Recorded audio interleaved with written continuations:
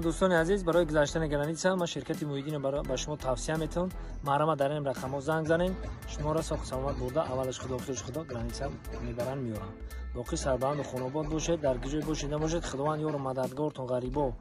دعا میکنیم که کیساتون پری پل به بالای سر فرزنداتون بیاین زنده باشید